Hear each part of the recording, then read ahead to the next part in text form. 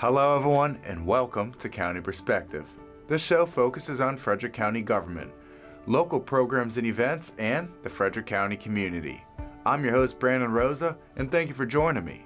Now we begin the show with our top news stories.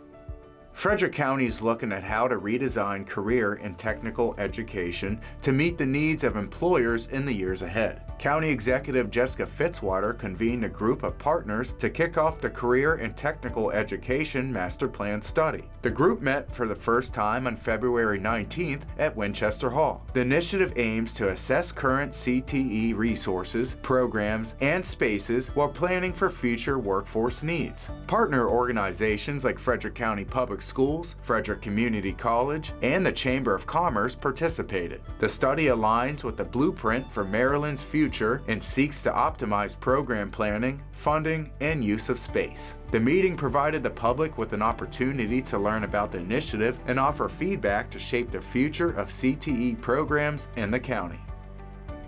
Frederick County Animal Control and Pet Adoption Center is set to undergo a major renovation and expansion to improve facilities for shelter animals and the community. A groundbreaking ceremony will take place on March 20th, making the start of the project, which is scheduled for completion in the fall of 2026. During construction, adoptions and essential services will continue, but shelter tours and educational programs will be paused due to limited space. The new facility will enhance care for animals and expand resources for pet adoption and public services.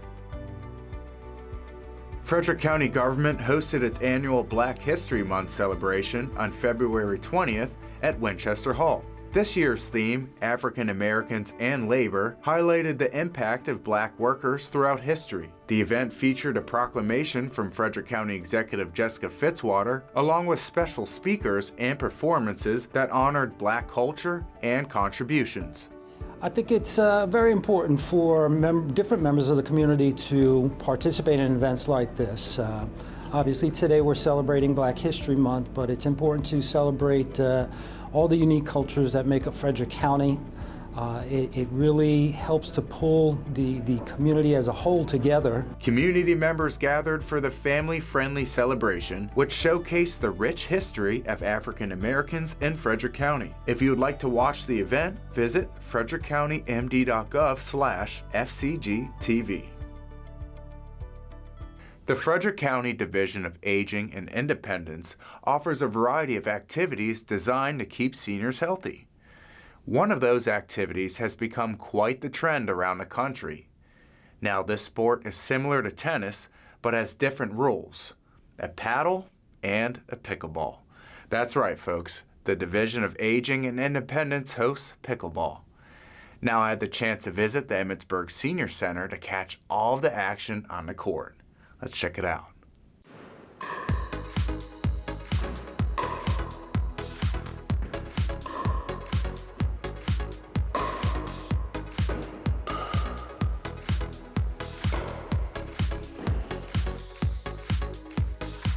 This is a group of people who play pickleball through the Emmitsburg Senior Center, but we don't play traditional pickleball. We call ourselves the Unrulies because we don't follow the rules because we don't know what they are. We don't keep score, we're not aggressive or competitive. We're just in it for the fun and the exercise and making friends. I think they all are in it for the exercise. Several of them have watched rules or games on TV, and that structure is not what we're looking for. We're looking for the fun and the exercise.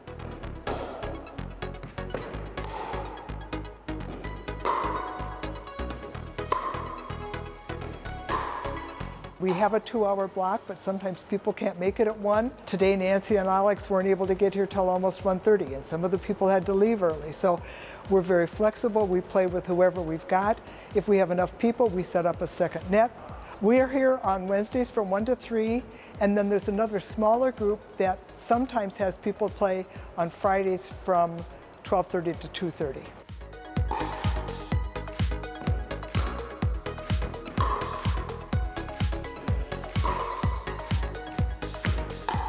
Some of the people have played tennis. I never played. I played badminton as a kid, but that was too many years ago.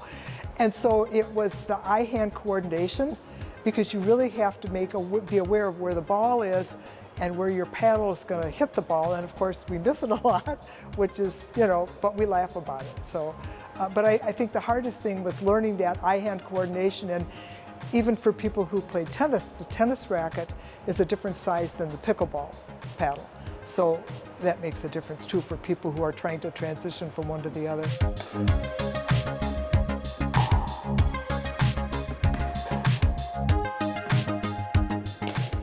It keeps us fit and active. It gives you some cardiovascular, and it gives me a different type of exercise. I also bike, but that's more the legs, and this is, a different part of the body. Some strength training when you're hitting the ball, but I think one of the important things is making friends. The camaraderie, that over the years that I've been playing, met a lot of different people. Some of them have continued, some of them haven't been able to, and it gets you out of the house.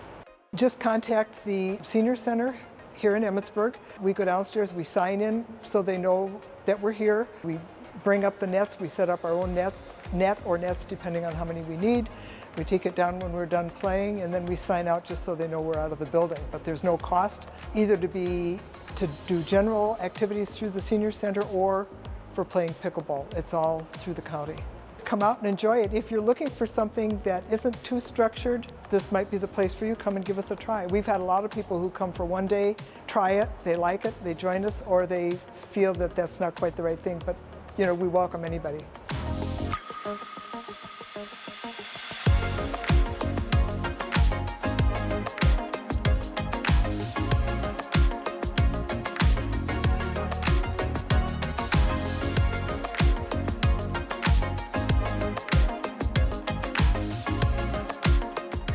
I actually started playing pickleball back in 2009 during a team sports class at Urbana High School, and to this day, I still play.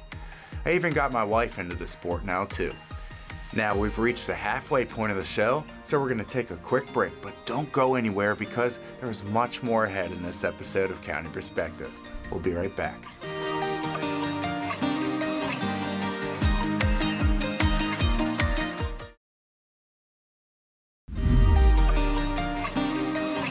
Welcome back to County Perspective. I'm your host, Brandon Rosa.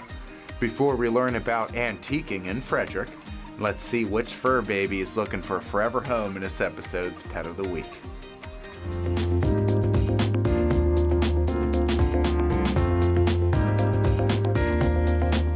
Zeniba is FCAC's longest cat resident and the queen of the kitty cabana. Known for having the best zoomies, this 3-year-old is friendly, playful, and affectionate. While wand toys seem irresistible to this curious girl and are definitely her favorite, she doesn't discriminate when it comes to toys.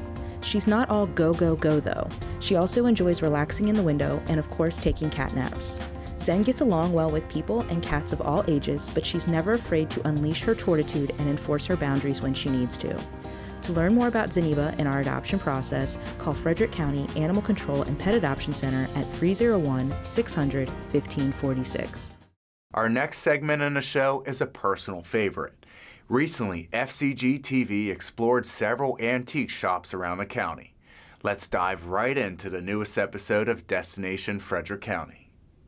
I'm Jake Wynn from Visit Frederick, and I'm on a mission to uncover the amazing antique finds that make Frederick County, Maryland a must-see for collectors and curious shoppers alike. Whether you're a seasoned treasure hunter, a weekend browser, or just hoping to stumble upon something unique, you'll find plenty of surprises around every corner at the antique store across this region. First up, we're heading to Emporium Antiques in downtown Frederick. It's a sprawling one-stop shop brimming with vintage furniture, handmade jewelry, and countless other hidden gems. No two visits are ever the same.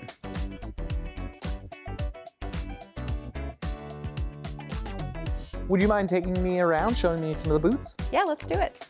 So this is booth PR, and she deals in small furnishings. We have vintage clothing over here and some pretty handbags and things. We have vintage cameras. We also have Becky's booth here, and she has a little bit of everything. She's got albums and flatware and glassware and books. It's a lot of variety. It is a lot of variety. Can you tell us a little bit about why people go antiquing?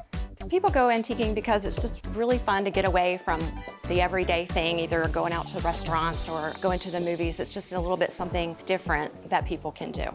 So this is one of our newest dealers. Her booth is Fly, F-L-Y. She does a lot of styling in her booth, and she also hand paints pieces of furniture. She hand painted this whole Chippendale piece. And over here, she just brought in a pair of French country chairs. Some of our dealers, they have a theme that they're going for. Not only do we have vintage and antiques, we also have some modern things that you can come in here and you can get a great deal on a sofa to work into your home and pick up some antiques on the way out too. So I see lots of different booths here with a whole variety of different things. Can you tell us a little bit about the different variety you'd see in an antique store? Sure.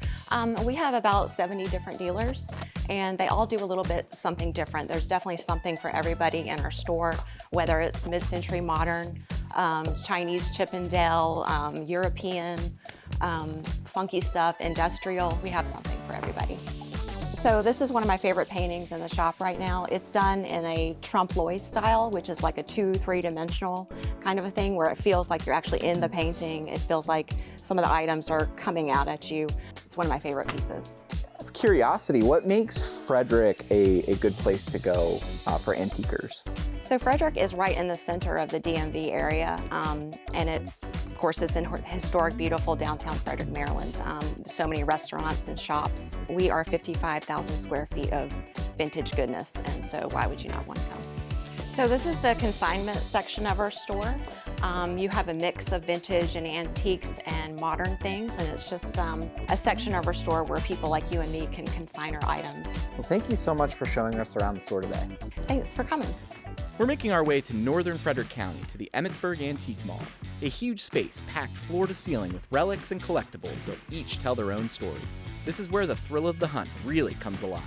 Hey Mike, it's nice to meet you. Would you be willing to show me around the Emmitsburg Antique Mall? Absolutely, let's do it. The Emmitsburg Antique Mall, we have a lot of variety for the customers that come in here, and I think that's really important because truthfully, everybody usually collects something, so we have something for anybody, really is what it comes down to. As we passed a booth that had mid-century modern stuff. A lot of the booths here have a variety of things, so you'll see glassware or coins or primitive stuff. Like it's just a well-encompassing antique mall.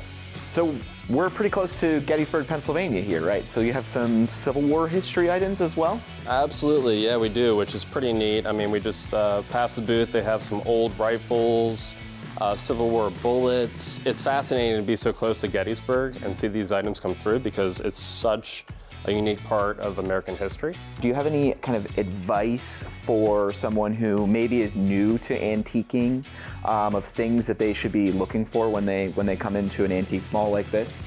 Well, I think if they're new to antiquing, really it just kind of boils down to what you think is cool, what you think is gonna, work for you. See over here, we have old pictures, some glassware. A lot of the vendors have a variety of things. We have primitives, we have blow molds, we have license plates. Actually, this guy's got a great collection of license plates. So it doesn't matter what you're into, we got it. Yeah. Well, thank you so much for taking us around on a tour today. We really appreciate it. Yeah, not a problem. I appreciate your time today. Thank you very much. Thank you. Yeah. Antiquing in Frederick County is a journey through time, a chance to connect with history and the excitement of discovering something truly special. Whether you've been collecting for years or you're brand new to the scene, there's always more to explore here. So next time you're in Frederick County, don't forget to take a trip to the past in the region's antique stores and businesses. Now, if you guys are ever looking for gift ideas, go to the antique store. There's always going to be something in there someone will love.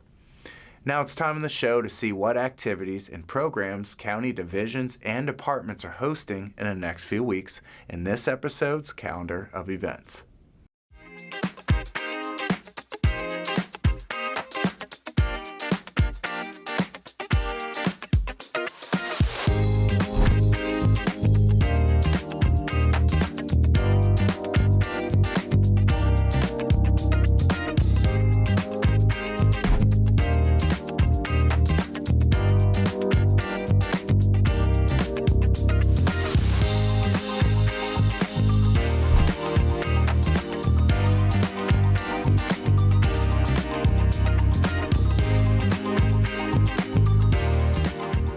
To find out more about future events and activities, just visit frederickcountymd.gov. It's almost time to wrap up this episode of County Perspective, but before we go, I want to share some more good news with you.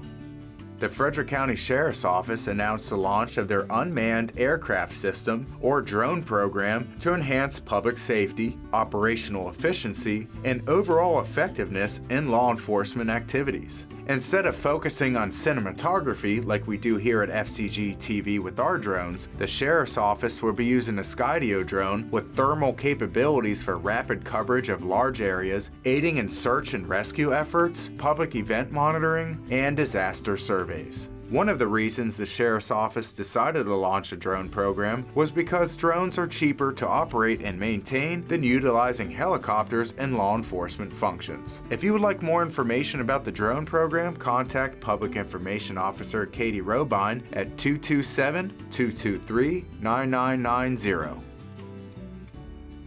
It's finally getting warmer outside, which means it's time to take your four-legged companion to one of Frederick County Parks and Recreation's dog parks. Frederick County Parks and Recreation has 3 dog parks that you and your dog can visit. These parks are located at Ballinger Creek Park, Urbana Park, and Othello Regional Park. These dog parks have an acre of space and more for you and your dog to enjoy and let loose. For more information about the 3 Frederick County Parks and Rec dog parks, visit recreator.com/192/dog-parks. Well, everyone, that concludes this episode of County Perspective. Now, if you want to stay up to date on important news and events going on in the county, follow Frederick County on social media at FredCoGovMD. We'll see you next time with a fresh look from a county perspective. Take care, everyone.